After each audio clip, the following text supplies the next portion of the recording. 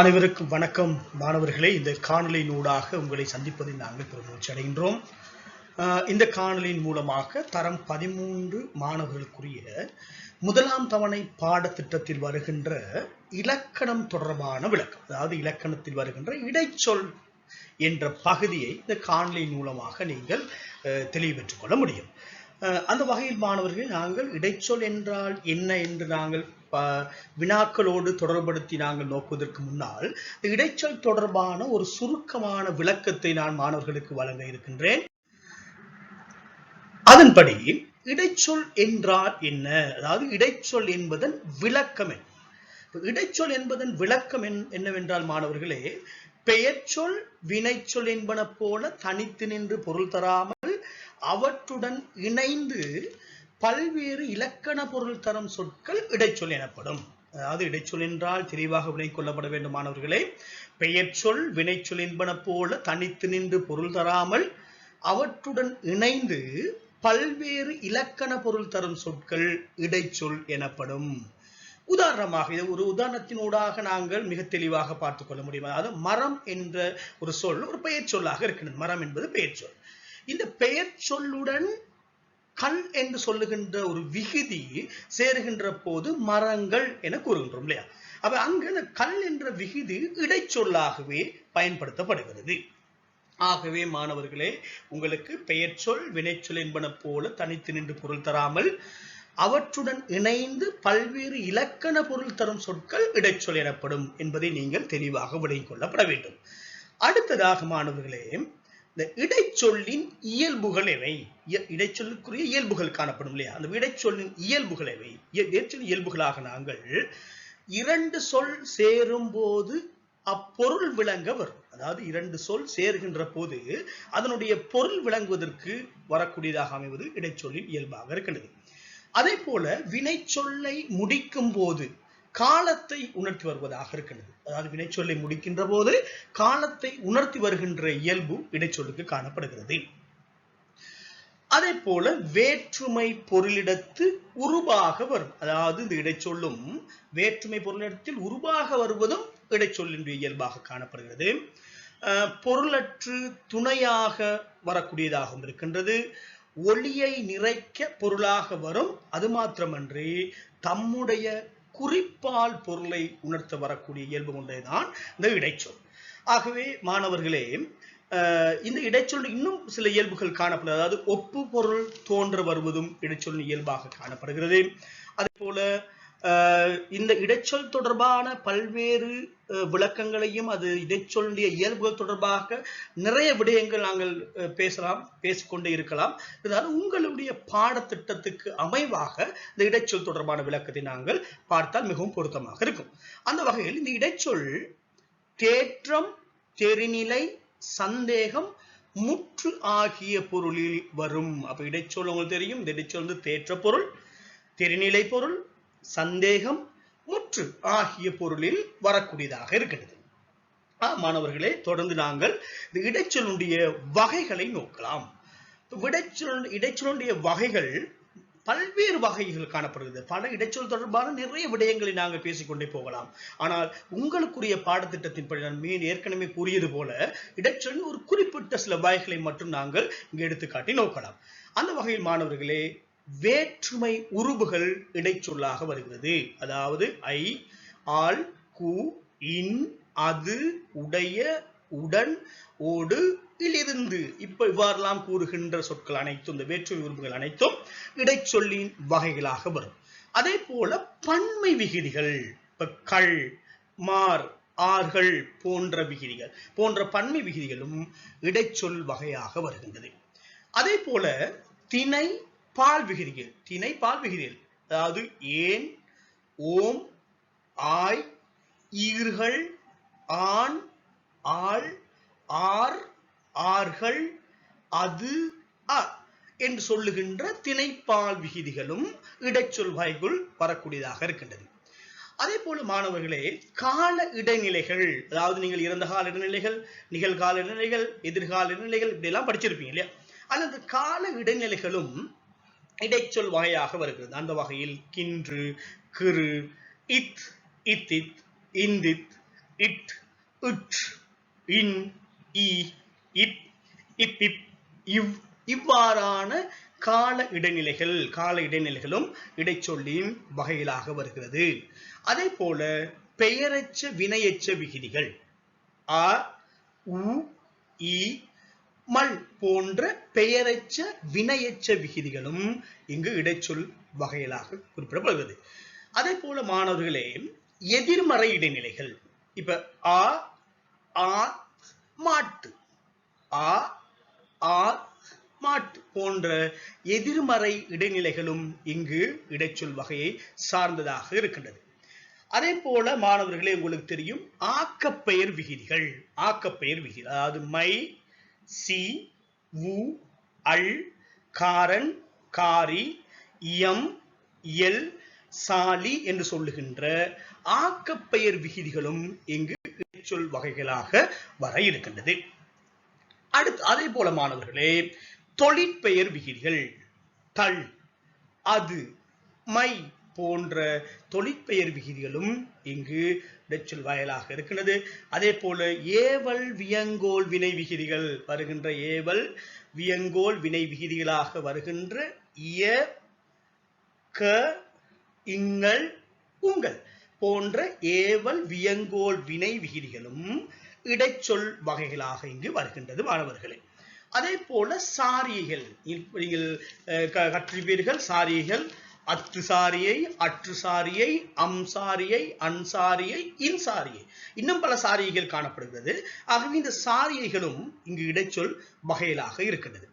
அதே போல மாணவர்களே உவமை உருபுகள் போல, விட, பார்க்கிலும், காட்டிலும் என்று சொல்லுகின்ற இந்த உவமை உருபுகளும் இங்கு இடைச்சொல் வகைகளாக இருக்கின்றது மாணவர்களே.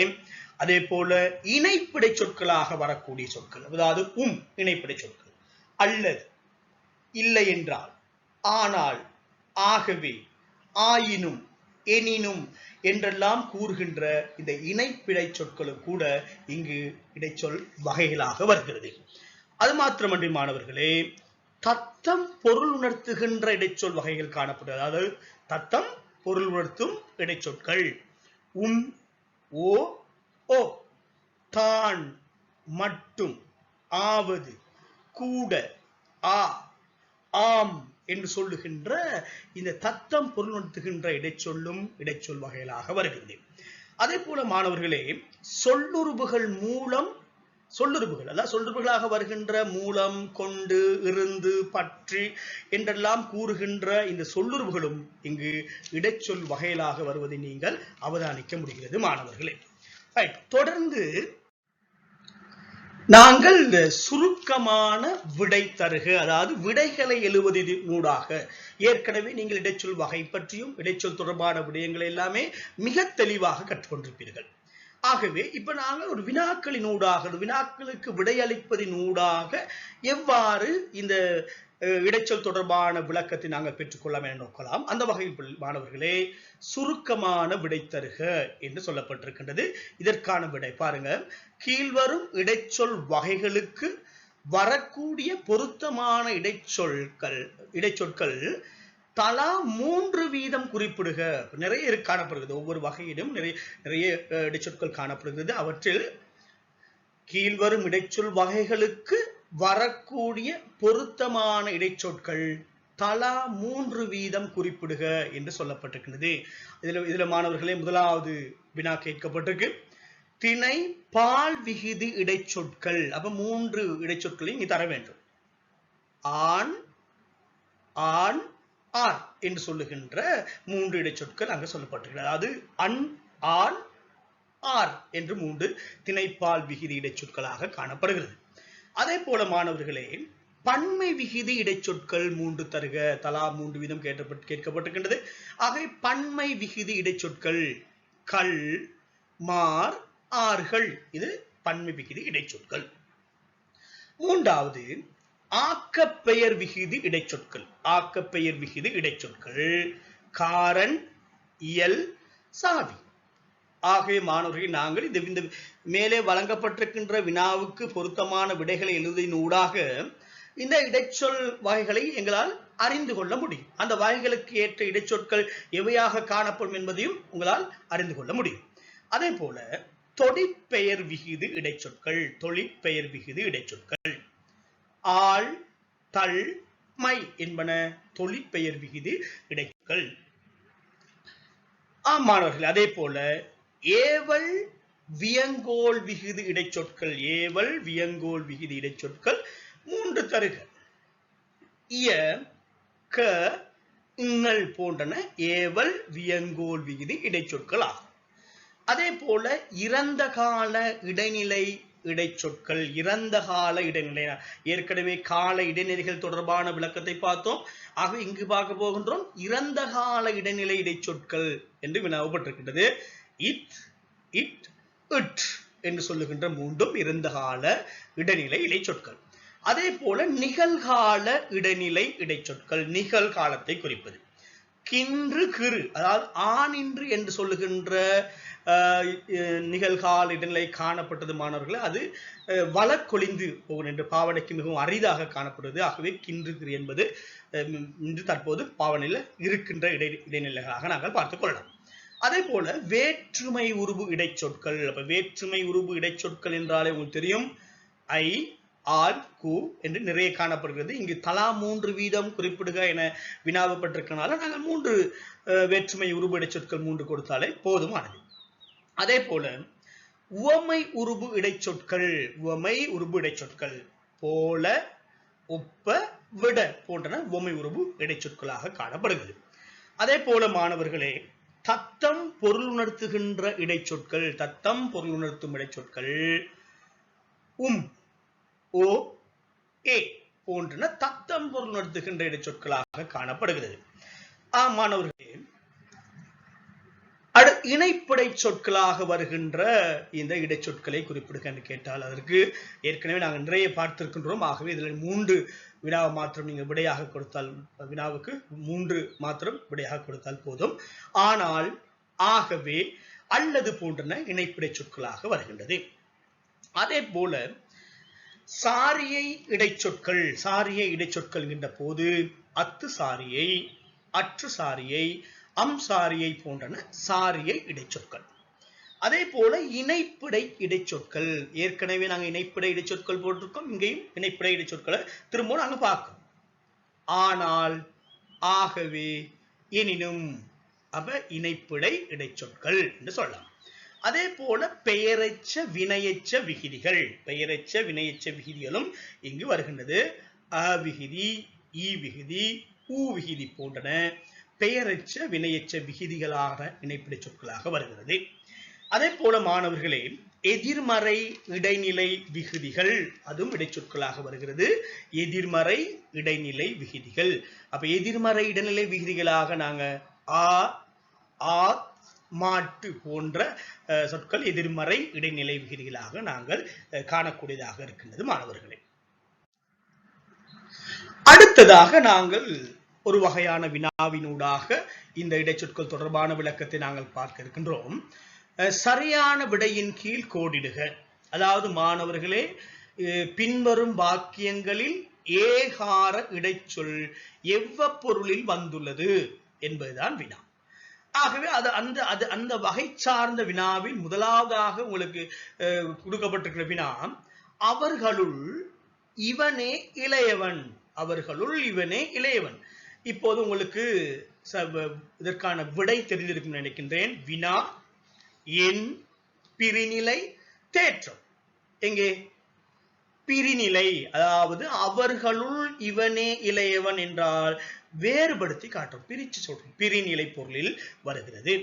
அதே போல நிலமே, நீரே, தீயே, வலியே, வானே என பூதங்கள் 5. அப்ப இது தேற்ற பொருளில் வருமா, எண் பொருளில் வருமா, இசை நிறையாக இருக்கிறதா, தேற்றமாக இருக்கிறதா என்பதை நீங்கள் மீண்டும் மீண்டும் அதை நீங்கள் கவனித்துக் கொள்ளப்பட வேண்டும். ஆகவே நிலமே, நீரே, தீயே, வலியே, வானே என பூதங்கள் 5 என்பது எண், ஐம்பூதங்கள் எண் பொருளில் வருகிறது. அதே போல மாணவர்களே நானே செய்தேன், நானே செய்தேன், இது ஐயம், தேற்றம், பிரிநிலை எண். நானே செய்தேன். எங்கே சரியான விடை? தேற்றம். நானே தெளிவாக கூறுகிறார். நானே செய்தேன் தேற்ற பொருளில் வந்திருக்கிறது. அதே போல 4வது வினா, அவர்களுள் இவனே கள்வன். ஒரே மாதிரியான வினாவாக இருக்குது பாருங்க. அவர்களுள் இவனே கள்வன். இதற்கான விடை எதிர்மறையாக இருக்கணும், பிரிநிலையாக இருக்க வேண்டுமாம், தேற்றமாம், என் எப்பொருளில் வரும்? பிரிநிலை. அவர்களுள் இவனே கள்வன். அதே போல மாணவர்களே, நாங்கள் 5வது வினா, நீயே செய்தாய். வினா, ஐயம், தேற்றம், என். இது பொருத்தமான விடையாக எதை குறிப்பிடலாம்? வினா. நீயா செய்தாய் என்பதை நீயே செய்தாய் என்று நாங்கள் வலியுறுத்துகின்ற போது அங்கு அது வினா பொருளை தருவதாக இருக்கின்றது மாணவர்களே. அதே போல மாணவர் 2வது வினா, பின்வரும் வாக்கியங்களில் ஓகார இடைச்சொல் எவ்வப்பொருளில் வந்துள்ளது? பின்வரும் வாக்கியங்களில் ஓகார இடைச்சொல், அங்க பார்த்தோம் ஏகார இடைச்சொல் பார்த்தோம், இங்க ஓகார இடைச்சொல் எவ்வப்பொருளில் வந்துள்ளது? எல்லோரும் மகிழ்ச்சியோடு, ஓகார பொருள் மகிழ்ச்சியோடு இருந்தார்கள், அவனோ வேலையோடு இருந்தான். இதில் வந்துள்ள ஓகார இடைச்சொல் எவ்வப்பொருளில் வந்துள்ளது என்றால் பிரிநிலை பொருள். எல்லோரும் மகிழ்ச்சியோடு இருந்தார்கள், அவனோ வேலையோடு இருந்தான். அங்கு அதை பிரித்து பிரிநிலை பொருளாக வருகிறது. அதே போல அப்பா வருவாரோ தெரியாது என்பது எப்பொருளில் வந்துள்ளது? ஐயம், எதிர்மறை, மிகை, வினா. ஐயப்பொருள். அப்பா வருவாரோ தெரியாது, வரலாம், வராமலும் விடலாம். ஐயப்பொருளில் வந்துள்ளது. அதே போல மாணவர்களை 3வது வினா, எல்லோரும் சத்தம் போட்டு கொண்டிருந்தனர், அவனோ அமைதியாக இருந்தான். இதில் ஓகாரம் எப்பொருளில் வந்துள்ளது? ஏற்கனவே இவ்வாறான வினாக்களை நாங்கள் பார்த்திருக்கோம். ஆகவே மாணவர்கள் இலகுவாக இதற்கான விடையை கண்டுபிடிக்கலாம். பிரிநிலை பொருள். அதே போல கபிலன் எவ்வளவோ சொத்துக்களை இழந்து விட்டான். கபிலன் எவ்வளவோ சொத்துக்களை இழந்து விட்டான். இங்கு ஓகாரம் உணர்த்துவது பிரிநிலை, மிகை, எதிர்மறை, ஒளி இசை. ஒளி இசை எதுவாக இருக்கும்? மிகை பொருள். எவ்வளவோ சொத்துக்கள், அளவுள்ள அவ்வளவு சொத்துக்களை இழந்து விட்டான் என்று மிகை பொருளில் காட்டப்பட்டுள்ளது. அதே போல மாணவர்கள், நேற்று இங்கு யாரோ வந்திருக்க வேண்டும், யாரோ ஒருத்தர் வந்திருக்க வேண்டும் என்பதில் ஓகாரம் உணர்த்துவது. இங்கு நேற்று இங்கு யாரோ வந்திருக்க வேண்டும். மிகை பொருள், வினா பொருள், திடக்குறிப்பின்மை, ஐயப்பொருள். இதற்கான விடை திடக்குறிப்பின்மை. யார் இவ்வாறு தெரியாது, திடக்குறிப்பின்மை பொருளில் இவை வந்திருக்கின்றது.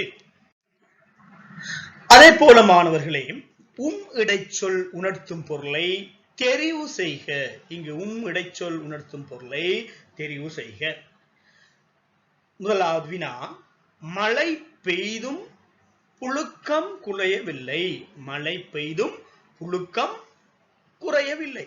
இங்கு எனும் இடைச்சொல் ஏற்றுள்ள பொருள் ஆக்க பொருள். அது அப்படியே தான் இருக்கு, வந்துகிட்டு இருக்கு. அப்படியே புழுக்கம் குறையல, வந்துகிட்டே தான் இருக்குது. ஆக்க பொருளை உணர்த்துகிறது.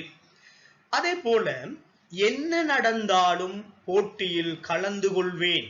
இங்கு என்ன நடந்தாலும் போட்டியில் கலந்து கொள்வேன். நடந்தாலும் போட்டியில் கலந்து கொள்வேன் என்பதில் எனும் இடைச்சொல் உணர்த்தும் பொருள் உறுதிப்பாடு, உயர்வு சிறப்பு, முற்று பொருள், ஐயப்பொருள்.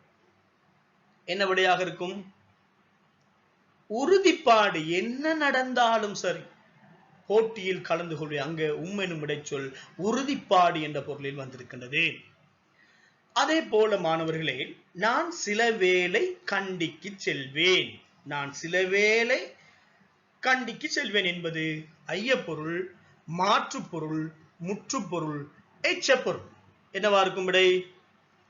ஐயப்பொருள். மாற்று பொருள் இல்ல, முற்று பொருள் இல்ல, எச்சமாகவும் இல்ல, ஐயப்பொருள் சில வேளை போவேன் போகாமலும் விடலாம். அப்ப நான் சில வேளை கண்டிக்கும் போவேன், கண்டிக்கும் போவேன், கொழும்புக்கும் போவேன், கண்டிக்கும் போவேன் என்பது போல கண்டிக்கும் போவேன் என்று சொல்ல ஐயப்பொருளை இங்கு சுட்டிக்காட்டி நிற்கின்றது.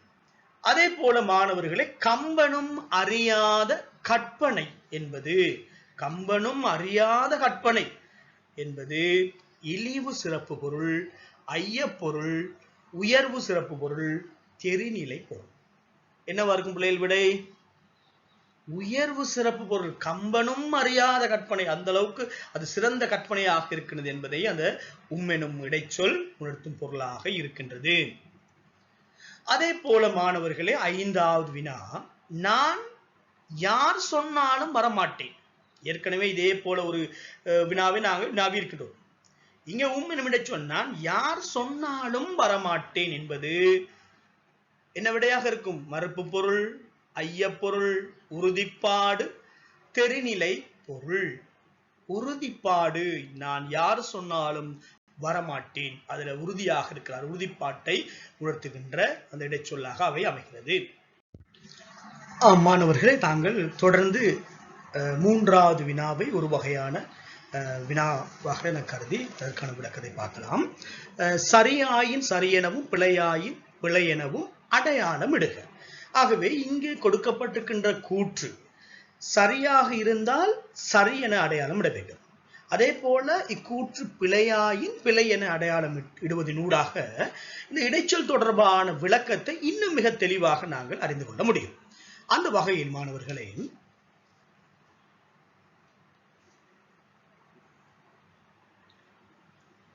முதலாவது வினா, ஏகார இடைச்சொற்கள் எண், எதிர்மறை, தேற்றம், பிரிநிலை முதலிய பல்வேறு பொருள்களில் வரும் என்று அந்த கூற்று கூறுகிறது. அதாவது ஏகார இடைச்சொற்கள் எண், எதிர்மறை, தேற்றம், பிரிநிலை முதலிய பல்வேறு பொருள்களில் வரும் என கூறுகிறது. ஆகவே இக்கூற்று சரியாயின் சரி என அடையாளமிடலாம், அதே போல பிழையாயின் பிழை என அடையாளம் இட வேண்டும். ஆகவே நீ மாணவர்கள் தயாராக இருப்பீர்கள் நினைக்கின்றேன்.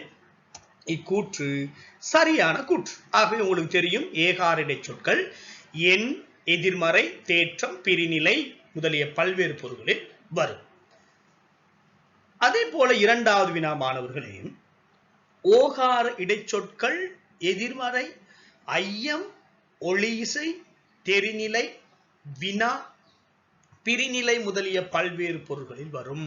அது ஏகாரம், இது ஓகாரம். அப்ப ஓகார இடைச்சொற்கள் எதிர்மறையாகவும் வரும், ஐயமாக வரும், ஒளியிசையாக வரும், தெரிநிலையாக வரும், வினா, பிரிநிலை முதலிய பல்வேறு பொருள்களில் வரும் என கூறுகிறது. ஆகவே இக்கூற்றும் சரியான கூற்று.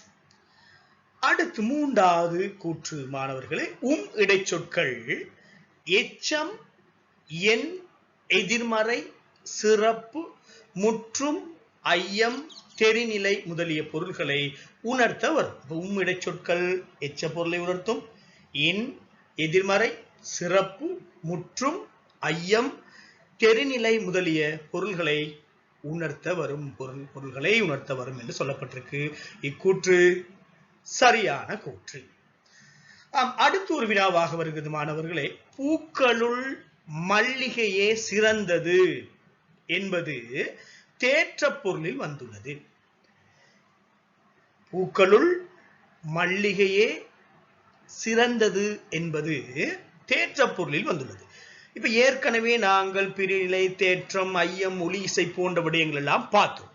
ஆகவே அவற்றை கொண்டு இந்த கூற்று பொருத்தமான கூற்றா, பிழையான கூற்று? ஏன்? பூக்களுள் மல்லிகையே சிறந்தது என்பது பிரிநிலை பொருளை கொண்டது கருது, ஆனால் இங்கே தேற்ற பொருளில் வந்துள்ளதாக கூறுகிறது. ஆகவே இக்கூற்று பிழையான கூற்று.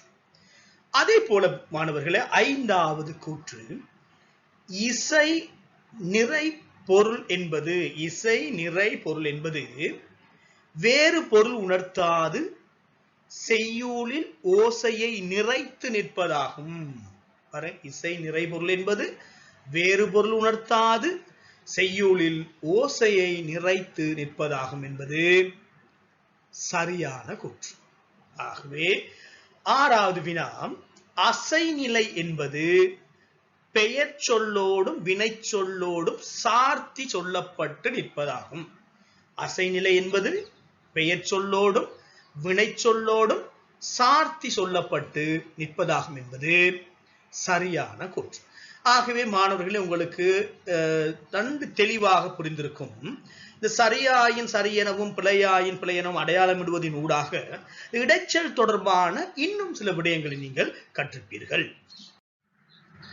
அதே போல உண்டே கடவுள் என்பதில் உண்டே என்பதற்கு ஐயமில்லை என்னும் தெளிவு பொருளை தருதலால் இது தேற்ற பொருளாகும். உண்டே கடவுள் என்பதில் உண்டே என்பதற்கு ஐயமில்லை எனும் தெளிவு பொருளை தருதலால் இது தேற்ற பொருளாகும் என்ற கூற்று சரியான கூற்றா பிழையான கூற்றா?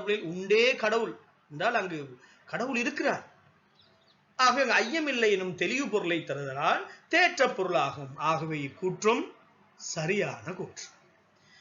அதே போல மாணவர்கள், 8வது வினா, மாலையில் முத்து மாலையே சிறந்தது என்பது பிரிநிலை பொருளாகும். கூற்றும் சரியான கூற்று. 9வது வினா, என் கணவன் கள்வனோ, என் கணவன் கள்வனோ, இங்கு என் கணவன் கள்வன் அல்லன் என்ற பொருளை தருவதால் இது ஐய பொருளாகும் என்பது சரியான கூற்றா மாணவர்களே? சரியான கூற்று. என் கணவன் கள்வனோ, இங்கு கள்வன் அல்ல, என் கணவன் கள்வன் அல்ல என்ற பொருளை தருவதால் இது ஐய பொருளாகும். கணவன் கள்வன் அல்ல என்பது சந்தேகம். அதே மாதிரி மாணவர்களே, 10வது வினா, எல்லோரும் வந்தனர், எல்லோரும் வந்தனர், இங்கு எஞ்சாமல் பொருளை உணர்த்தப்படுவதால் இது முற்று பொருளை உணர்த்தது. அதாவது எஞ்சாமல் பொருள் என்கின்ற போது எல்லோரும் வந்தனர் என்றால் அவ்வளவு பேரும் வந்திருக்காங்க. எல்லோரும் என்ற இடைச்சொல் உணர்த்துகின்ற பொருள். அங்க முழுமையான பொருள், அவ்வளவு பேரும் வந்திருக்கிறார்கள் என்பது சொல்லப்பட்டிருக்கு. ஆகவே இக்கூற்றும் சரியான கூற்று. அதே போல மாணவர்களே, அல்லது, ஆகவே, ஆகையால், எனினும், ஆனால், ஆதலால் போன்ற சொற்கள் இணைப்பிடை சொற்களாகும். ஆகவே இணைப்பிடை சொற்கள் என்றால் என்ன என்றால் உங்களுக்கு தெளிவாக தெரியும். அல்லது, ஆகவே, ஆகையால், எனினும், ஆனால், ஆதலால் போன்ற சொற்கள் இணைப்பிடை சொற்கள் ஆகும். சரியான கூற்று. ஆகவே மாணவர்களே, சரிப்பிழை அடையாளம் விடுவதின் ஊடாக இங்கு நீங்கள் இன்னும் சில தெளிவுகளை நீங்கள் பெறக்கூடியதாக இருந்திருக்கும். அடுத்ததாக மாணவர்களே, பின்வரும் வாக்கியங்களில் இடம்பெற்றுள்ள எனும் இடைச்சொல் எப்பொருளில் வந்துள்ளது என குறிப்பிடுக. இங்கு எனும் இடைச்சொல் பற்றி நாங்கள் வினாவ இருக்கின்றோம். சில வேளை அப்பா வந்தாலும் வருவர். ஐயம் என்ன பொருள்? ஐய பொருள் வந்தது. சில வேளை அப்பா வந்தாலும் வருவர், ஐய பொருள். அதே போல 2வது வினா, எப்போதும் படிப்பேன், எப்போதும் படிப்பேன், என்ன பொருள்? முற்று பொருள். எப்போதும் படிப்பேன் என்பது முற்று பொருளில் வந்திருக்கிறது. ஆகவே வினாவை நன்கு விளங்கிக் கொள்ள வேண்டும் மாணவர்கள். பின்வரும் வாக்கியங்களில் இடம்பெற்றுள்ள என்னும் இடைச்சொல் எப்பொருளில் வந்துள்ளது என குறிப்பிடுக. ஆகவே நீங்கள் குறிப்பிட வேண்டும். 3வது வினா, ராமனும் சீதையும் காட்டுக்கு சென்றனர். ராமனும் சீதையும் காட்டுக்கு சென்றனர் என்னும் பொருளில் வந்துள்ளது. அதே போல 4வது, களவெடுத்தாலும் பொய் சொல்லாதே. இது எப்பொருளில் வந்துள்ளது? களவெடுத்தாலும் பொய் சொல்லாதே. எதிர்மறை பொருள். களவெடுத்தாலும் சரி, பொய் சொல்லாத, எதிர்மறை பொருள். இப்ப இங்கே களவெடுக்கிறது ஏற்றுக்கொண்டிருக்கா? இல்ல, களவெடுக்கிறது தகாதது. ஆக அதுக்கு எதிர்மாறான என்ன செய்ய? பொய்யும் சொல்லாத, எதிர்மறை பொருளில் வந்துள்ளது. அதே போல அவன் நாளைக்கும் படிப்பான். அவன் இன்றைக்கும் படிக்கிறான், நாளைக்கும் படிப்பான் என்பது எச்ச பொருளில் வந்துள்ளது. நாளைக்கும் படிப்பான் எச்ச பொருளில் வந்துள்ளது. ஏமாற்றுக்காரனை விடவும் மோசமானவன். ஏமாற்றுக்காரனை விடவும் மோசமான. இது கூற்று எப்பொருளில் வந்துள்ளது? இழிவு சிறப்பு. ஏமாற்றுக்காரனை விட மோசமான, சரியான இழிவுபடுத்துறார் இல்லையா? இழிவு சிறப்பு பொருளில் இது வந்துள்ளது. அதே போல் ஏழாவது வினா, கம்பனும் அறியா கற்பனை, கம்பனும் அறியா கற்பனை என்று சொல்லப்பட்டிருக்கு. இது உயர்வு சிறப்பு பொருளில் வந்துள்ளது. ஆகவே இங்கு கொடுக்கப்பட்டிருக்கின்ற ஒவ்வொரு கூற்றுக்களும் எந்தெந்த பொருளில் வந்திருக்கின்றது என்ற விடயம் உங்களுக்கு தெளிவாக தெரியும். அதே போல என்ன நடந்தாலும் கல்வியை கைவிட மாட்டேன், இது என்ன பொருளில் வந்திருக்கின்றது? உறுதிப்பாடு. என்ன நடந்தாலும் கல்வியை கைவிட மாட்டேன் என்பது உறுதிப்பாடு பொருளில் வந்துள்ளது. அதே போல ஆசிரியர் வந்ததும் மாணவர்கள் அமைதியானார்கள், இதெல்லாம் நீங்கள் படிச்சிருப்பீங்க. இடைச்சொற்கள் தொடர்பாக பார்க்கின்ற போது இந்த கூற்றுக்கள் எல்லாம் எந்தெந்த பொருளில் வருகின்றது என்பதை நீங்கள் கற்றிருப்பீர்கள். ஆகவே ஆசிரியர் வந்ததும் மாணவர்கள் அமைதியானார்கள், இது உடனடித்தன்மை. உடனடியாக ஆசிரியர் வந்ததும் மாணவர்கள் அமைதியாக, உடனடித்தன்மை பொருளில் இவை வந்துள்ளது. அதே போல மாணவர்களே, பணத்தை இன்றும் தரலாம் நாளையும் தரலாம், பணத்தை இன்றும் தரலாம் நாளையும் தரலாம், இது என்ன பொருள் வந்துள்ளது? மாற்று வழி. இன்றைக்கு தரலாம், நாளைக்கு தரலாம், இன்று இல்லாட்டி நாளை தரலாம். ஆகவே மாற்று வழி பொருளில் இது விளக்கப்பட்டுள்ளது. 11வது வினா, இதில் குற்றமும் இல்லை குறையும் இல்லை, குற்றமும் இல்லை குறையும் இல்லை. அப்ப இது என்ன பொருள் வந்திருக்கின்றது? தெரிநிலை பொருள், வெளிப்படையாக தெரிகிறது. அல்ல குற்றமும் இல்லை குறையும் இல்லை என்பது. ஆகவே தெரிநிலை பொருளில் வந்துள்ளது. அதே போல மாணவர்களே, வீட்டைத்தான் அலுவலகமாகவும் பயன்படுத்துகிறான், இந்த கூற்று எந்த பொருள் வந்திருக்கிறது? வீட்டைத்தான் அலுவலகமாகவும் பயன்படுத்துகிறான் என்பதன் மூலமாக இது ஆக்க பொருளில் வந்திருக்கிறது. அது வீட்டையே தான் அலுவலகமாக பயன்படுத்திக்கிட்டார், ஆக்கப்பொருளில் வந்துள்ளது. மாணவர்களே, அடுத்து ஒரு வகையான வினாக்களினூடாக இன்னும் நாங்கள் சில விடயங்களை தெளிவுபெற்றுக் கொள்ளலாம். பொருத்தமான இடைச்சொற்களை கொண்டு இடைவெளியை நிரப்புக. பாருங்க, முதலாவது வினா, இடைவெளி கொடுக்கப்பட்டிருக்கு. என்னும் இடைச்சொல் தேற்றம், வினா, எண், பிரிநிலை, எதிர்மறை, இசைநிலை ஆகிய 6 பொருள்களில் வரும் என்று நன்னூல் கூறுகிறது என்று சொல்லப்பட்டிருக்கிறது. அப்ப 6 பொருள், தேற்றம், வினா, எண், பிரிநிலை, எதிர்மறை, இசைநிலை, இந்த 6 பொருளும் எவற்றில் வருகிறது? ஏ எனும் இடைச்சொல், ஏகாரம் என்று சொல்லுகின்ற இடைச்சொல், ஏ எனும் இடைச்சொல் தேற்றம், வினா, எண், பிரிநிலை, எதிர்மறை, இசைநிலை ஆகிய 6 பொருள் வரும் என நன்னூல் கூறுவதாக கூறுகிறார். அதே போல மாணவர்களே, அழுத்த பொருளை மட்டும் தரும் சொல், அழுத்த பொருளை மட்டும் தரும் இடைச்சொல் என்னவாக இருக்கும்? தான் ஆகும். தான் என்ற இடைச்சொல் தான் அழுத்த பொருளை மட்டும் தருவதாக சொல்லப்பட்டிருக்கிறது. அதே போல 3வது வினா, இடைவெளி விடப்பட்டிருக்கின்றது. என்னும் இடைச்சொல் வரையறை பொருளை மாத்திரம் உணர்த்தி நிற்கின்றது.